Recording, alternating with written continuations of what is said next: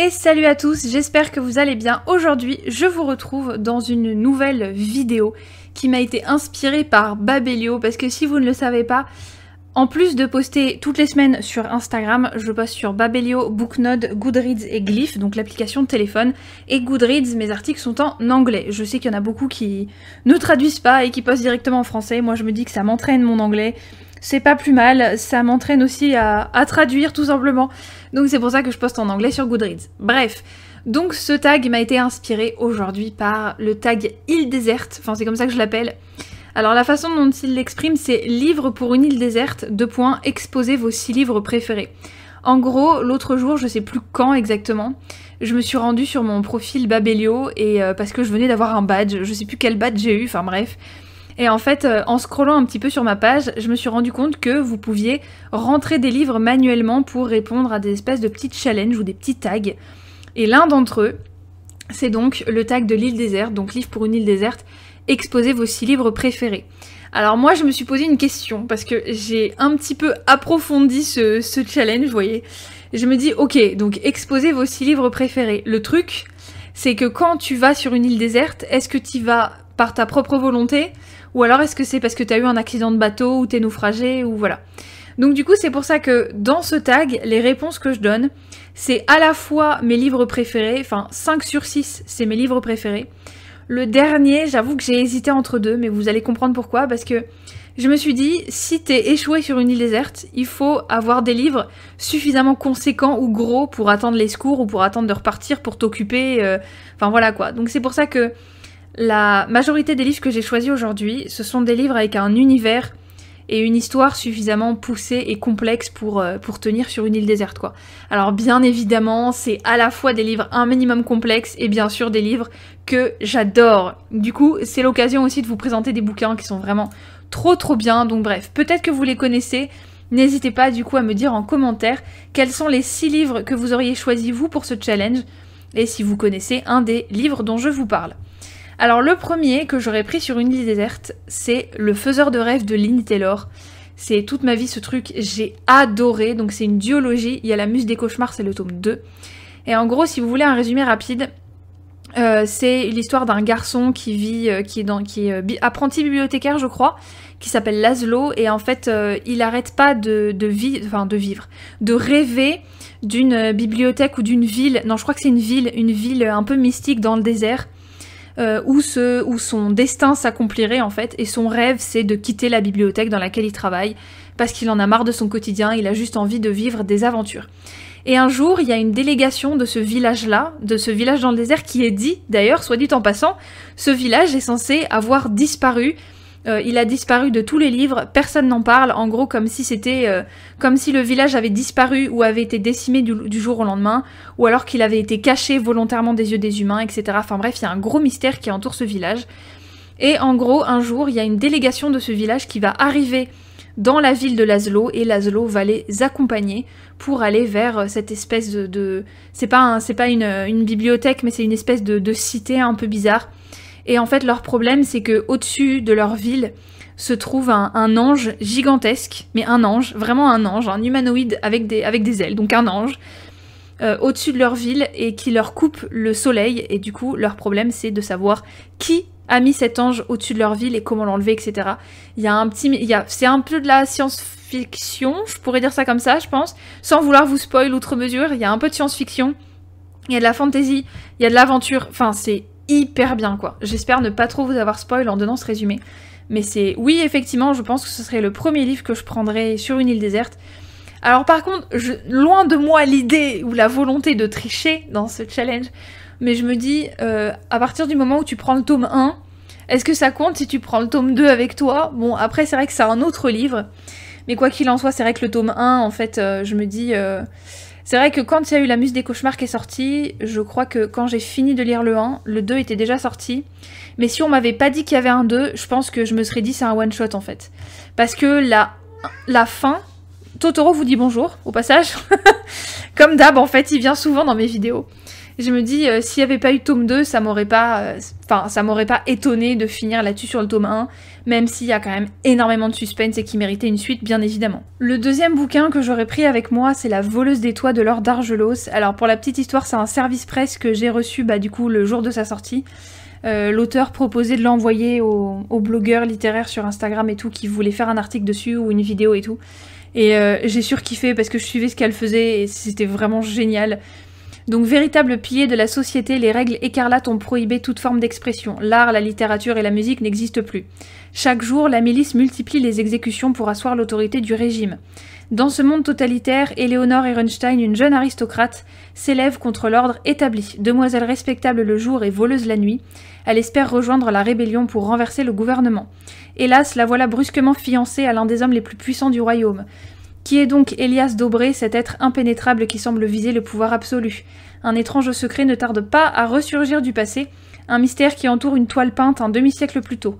Éléonore ignore encore que sa quête l'entraînera bien plus loin qu'elle ne l'imagine, dans un voyage au-delà du possible. Et comme vous pouvez le voir sur la couverture, il y a une petite montre à gousset, montre de gousset, je sais plus comment on dit. Oui, effectivement, vous avez un voyage dans le temps, vous avez... Oh my god, c'est beaucoup trop bien, c'est du Enemies to Lovers, mais tellement bien amené. La fin, franchement, c'est tellement... Enfin, je ne m'en doutais absolument pas. En général, j'ai tendance à deviner comment se passent les choses de manière générale. Enfin, j'ai envie de te dire... bon, je devine pas tout le temps non plus. Je suis bon public. Mais j'avoue qu'il y a des bouquins, c'est obvious. Et celui-là, c'est pas du tout ça. C'est vraiment trop bien. Alors, c'est un pavé, il fait 700 pages, je crois, mais il est vraiment génial. Enfin, c'est en plusieurs parties, je crois. Vous avez la première partie qui est un peu l'introduction du roman, les personnages, l'univers, etc. Les lois écarlates. Vous avez la deuxième partie, c'est justement le voyage dans le temps. Et la troisième partie, c'est la fin, le dénouement et tout. Oh non, mais oh my god, c'est beaucoup trop bien. Donc effectivement, si je devais partir sur une île déserte, ce serait un des bouquins que je prendrais, mais c'est obligé. Vu que c'est un de mes livres préférés jusqu'à la fin de ma vie, mais c'est sûr, quoi. Le troisième livre sur 6 que je prendrai avec moi, est-ce que j'ai vraiment besoin de vous expliquer ce que c'est? C'est Harry Potter 4. Alors, j'ai longtemps hésité entre le 4, le 5 et le 7. Non, je crois que c'est 4, 5, 6, ceux que j'ai vraiment préféré lire. Le 7, je crois que je suis même pas allée au bout, j'avais préféré regarder le film et tout parce que... Mais je crois en fait, je suis même pas sûre, mais... Quoi qu'il en soit, j'ai hésité entre le 4, le 5 et le 6, et je me suis dit que... Le 4, c'était peut-être celui que j'aurais pris sur une île déserte avec moi. Après, je vous avoue que j'hésite beaucoup avec le 5, mais j'ai tellement kiffé le 4 que dans ma tête, le 4 a dépassé le 5 en termes de lecture. Je pense que j'ai préféré lire le 4 au 5. Et encore là, aujourd'hui, j'hésite encore. Donc après tout, bon, c'est la série Harry Potter, donc forcément, ils sont tous plus ouf les uns que les autres. On va pas se mentir. Mais c'est pour ça que le 4, avec la coupe de feu, les différentes épreuves... toutes les petites histoires en plus, je trouve que le 4 c'est vraiment le développement de l'univers Harry Potter avec plein de petites anecdotes par-ci par-là, tellement de détails qui vous permettent une immersion de dingue. J'ai d'ailleurs fait une vidéo à ce sujet sur ma chaîne, n'hésitez pas à aller la voir si ça vous intéresse. Donc je pense qu'effectivement, un des Harry Potter, que ce soit le 4 ou le 5, ça c'est sûr et certain, je le prendrai avec moi sur une île déserte. Le quatrième bouquin que je prendrai avec moi, c'est Fairy Oak. Alors là, enfin, d'Elizabeth Agnon. Alors là, effectivement, je triche un petit peu parce que Fairy Oak existe en trilogie. Parce qu'à la base, vous avez 7 tomes, donc vous avez la trilogie principale. Et après, vous avez 4 hors-série, dont seulement 3 sur les 4 sont sortis en France. Je suis dégoûtée parce que le 4, du coup, c'est un peu la finalité de toute l'œuvre, en fait. Donc avec la conclusion, les petites fées qui repartent chez elles et tout, les deux personnages principaux, donc les jumelles grandissent et tout, donc c'est vrai que c'est la conclusion de la série. Ça n'a jamais été traduit, je suis vraiment dégoûtée, mais bon. À Fairy Oak, depuis plus de 1000 ans, quand sonne minuit, de minuscules fées lumineuses racontent des histoires de petits enfants à des sorcières attentives. Insolite, n'est-ce pas? Chacun sait en effet que les fées et les sorcières ne s'entendent pas très bien et que ces dernières n'aiment pas du tout les enfants. Mais nous sommes dans la vallée de Verte-Plaine, dans le village de Fairy Oak, et ici, les choses ne se passent pas comme ailleurs. Alors je trouve que le résumé, je viens de trouver le résumé sur Babelio, du coup forcément, et je trouve que le résumé est assez peu... ça donne assez peu de détails sur l'histoire, parce que, en gros, si vous voulez, vous avez des jumelles, donc c'est un petit peu leur vie quotidienne dans leur village magique, puisque vous avez un arbre qui parle, vous avez des fées qui s'occupe des enfants, donc c'est un peu comme dans Cendrillon, pas dans Cendrillon, dans La Belle au Bois dormant, vous avez des fées qui sont choisies pour un petit peu être les marraines des petites filles. Et en fait, là, si vous voulez, elles doivent accompagner les petites filles dans leur apprentissage de la magie, et surtout dans leur adolescence, jusqu'à la fin de l'adolescence, en fait. Et quand elles ont fini l'adolescence, il me semble vers 15-16 ans, dans le bouquin en tout cas, les fées peuvent repartir dans leur monde des fées. Et vous avez des fées qui sont désignées pour aller aider les filles avec des pouvoirs magiques. Je crois que dans cette histoire-là, il y a une des deux jumelles qui n'a pas encore manifesté ses pouvoirs magiques. Et je crois que c'est justement ça le problème, parce qu'il y en a une qui déjà, donc c'est Vanille et Pernicia, Vanille et quelque chose, je sais plus comment elle s'appelle, la deuxième sœur. Et en gros, il y en a une des deux qui a bien évidemment beaucoup de magie, elle est super forte, etc. Alors tout le monde n'est pas magique dans le village, vous avez des gens qui n'ont pas de pouvoir magique mais qui cohabitent très bien avec les sorcières. Et en gros, la jumelle, donc celle qui est censée être la jumelle sombre entre guillemets, n'a pas encore développé de pouvoir magique. Et donc forcément dans cette trilogie, vous avez une espèce de relation un petit peu manichéenne. Donc la sœur dorée et la sœur sombre, celle qui n'a pas développé de pouvoir, qui est hyper négative, qui a pas du tout le sourire aux lèvres comme sa sœur, etc. Qui est un petit peu plus réservée, qui ne s'exprime pas, qui est souvent en colère, etc. Et donc vous avez l'évolution de ça, et vous avez aussi, mais je crois que c'est vers la fin du tome 1 que ça apparaît, vous avez une force maléfique qui arrive. Alors je crois qu'il y a une maladie, je crois que ça enlève la magie, je crois même que les sorcières et les enfants sorcières du coup tombent malades.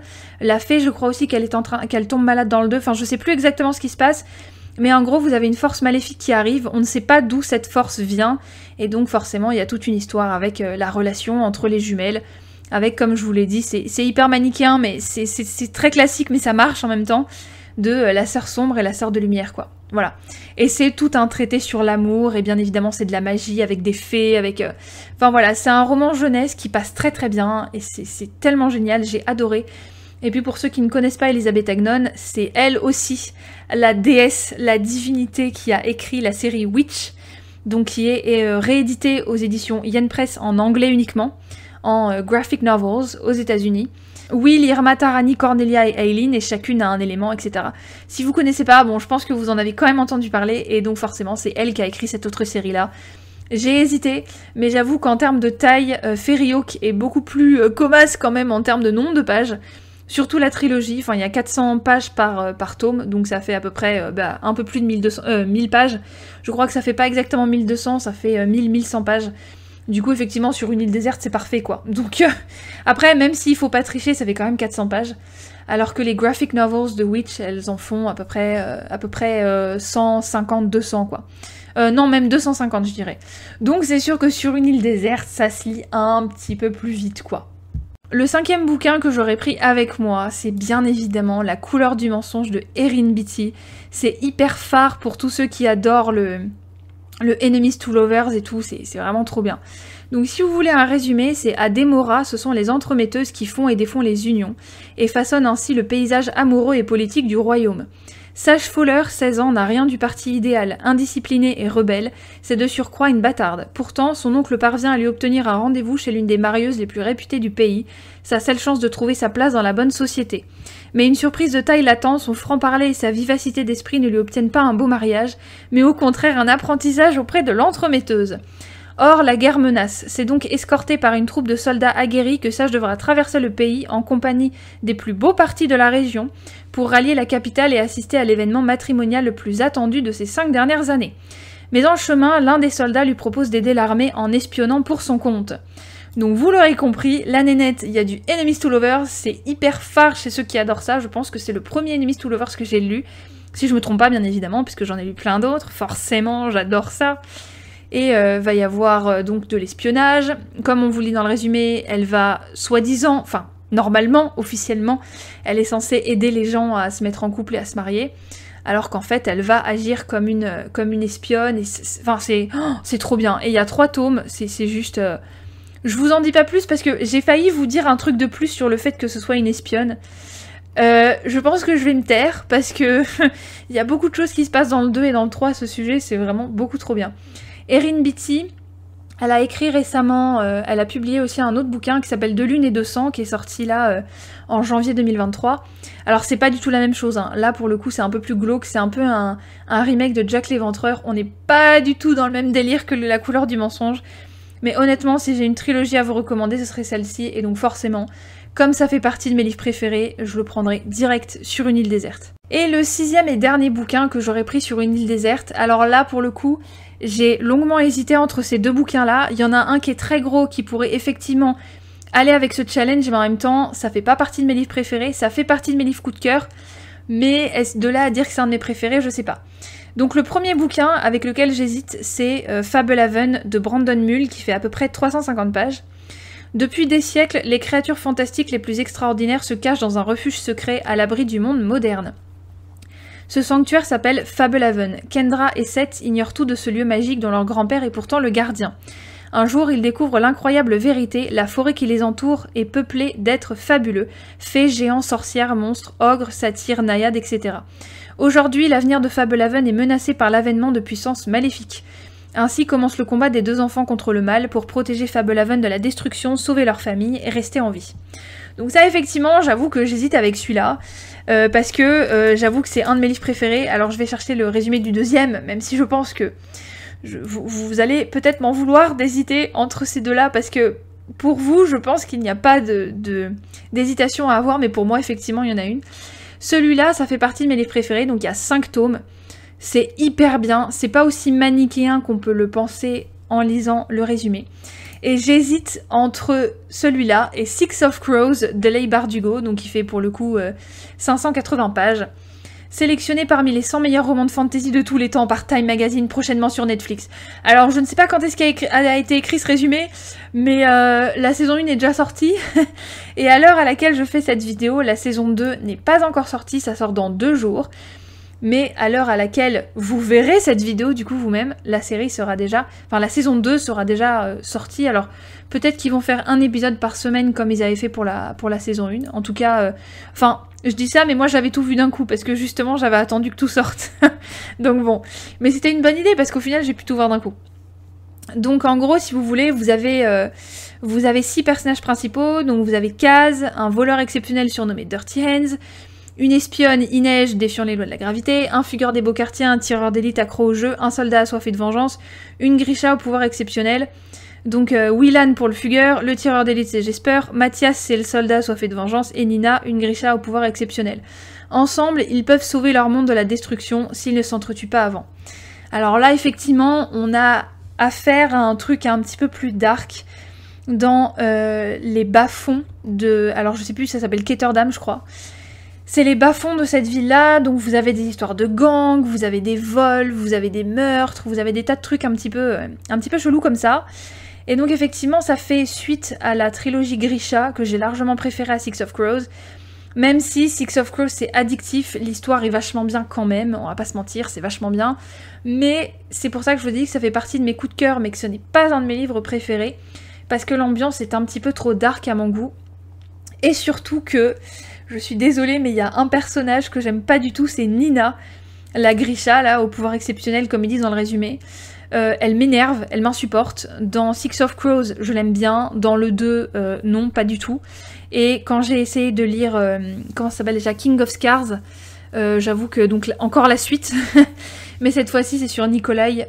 J'avoue que j'ai vraiment eu du mal à suivre l'histoire de Nina, et c'est pour ça que j'ai abandonné la lecture, d'ailleurs. Mais bon, c'est pour ça, lequel des deux j'aurais pris avec moi sur une île déserte? Je ne sais pas du tout. Est-ce que j'aurais plus penché pour le plus gros des deux bouquins dans le sens en nombre de pages? Ou alors si vraiment c'est je m'en tiens à vos 6 livres préférés, bah effectivement je pense que j'aurais choisi Fablehaven plus que Six of Crows. Mais ça encore une fois c'est subjectif. Après Six of Crows, j'avoue que ça occupe pas mal. Ça prend la tête, ça occupe l'esprit de ouf, ça vous transporte. Ça vous fait réagir et tout, vous êtes hyper accro au personnage. Personnellement, mon personnage préféré, c'est Jesper. J'adore ce personnage. Dans la série, il est juste extraordinaire. Donc voilà. Donc j'espère que cette vidéo vous aura plu. N'hésitez pas à me mettre dans les commentaires quels sont les 6 livres que vous auriez pris vous-même sur une île déserte. Vos livres préférés ou pas d'ailleurs. Essayez un petit peu de faire comme moi et de réfléchir à quels sont les bouquins que vous seriez susceptibles d'avoir besoin, surtout sur une île déserte. N'hésitez pas à me suivre sur Instagram, je suis très active, et à vous abonner à cette chaîne. Sur ce, je vous dis à très vite dans une prochaine vidéo. Bye bye!